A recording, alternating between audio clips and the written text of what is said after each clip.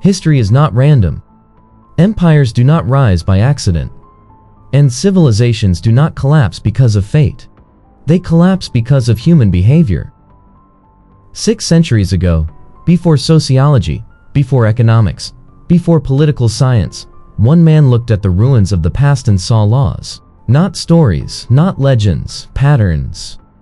His name was Ibn Khaldun, and what he discovered is still destroying nations today.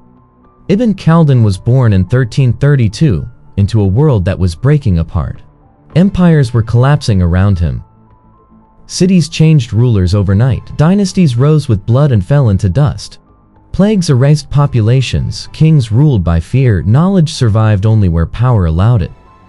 Most historians recorded what happened. Even Khaldun asked something far more dangerous. Why does this keep happening? He rejected myths. He rejected glorified kings. He rejected heroic lies written to please rulers. Instead, he studied human groups, how they unite, how they gain power, how comfort weakens them, how discipline dissolves.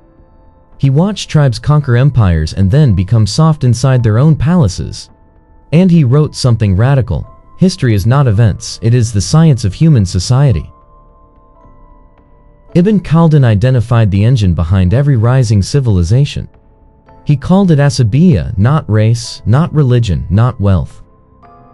Social cohesion, shared struggle, shared responsibility, shared purpose. Groups with strong asabiya defeat larger, richer, more advanced societies because unity is stronger than luxury.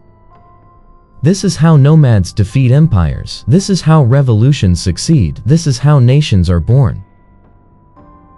Then Ibn Khaldun revealed the most uncomfortable truth in history. Every civilization follows the same cycle. 1. Rise, unity, hardship, discipline. 2. Expansion, success, power, confidence. 3. Luxury, comfort, excess, entitlement.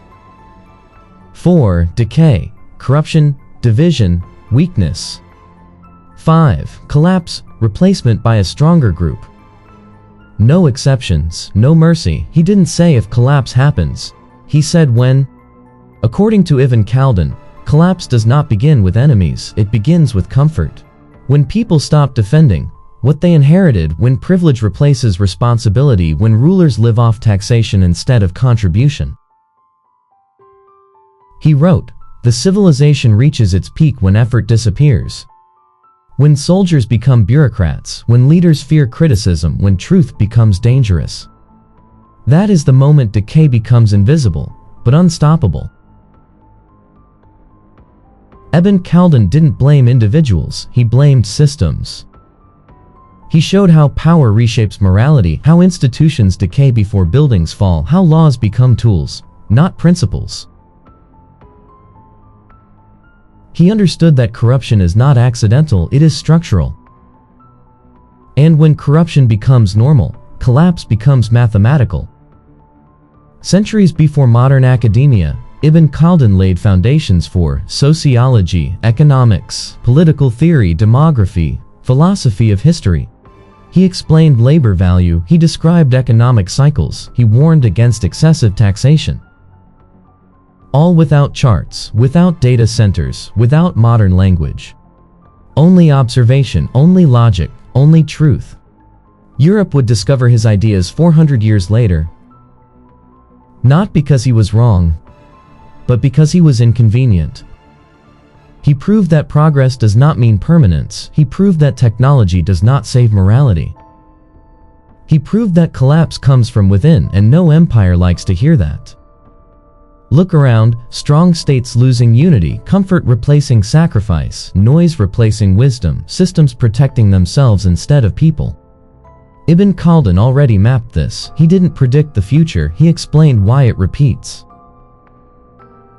Civilizations do not die screaming, they die comfortable. Ibn Khaldun saw it all, not with prophecy but with clarity, and his warning still stands.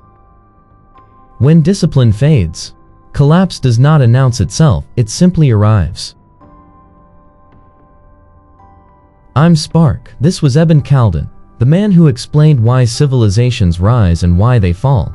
If this made you think, That was the point. Until the next video, keep smiling, keep questioning, and keep learning.